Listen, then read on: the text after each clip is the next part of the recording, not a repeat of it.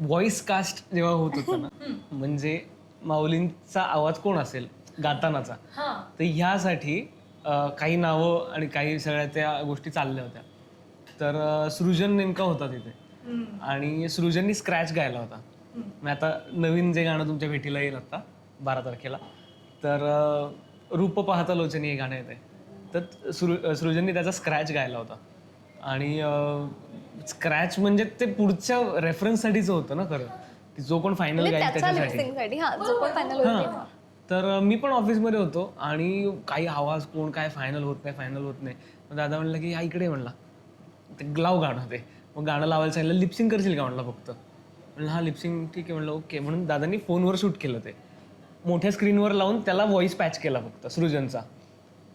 खोटं नाही सांगत, खरंच तेव्हा असं वाटत होतं की मीच गातोय. माझाच आवाज वाटत होता तो. म्हणला डन, लॉक.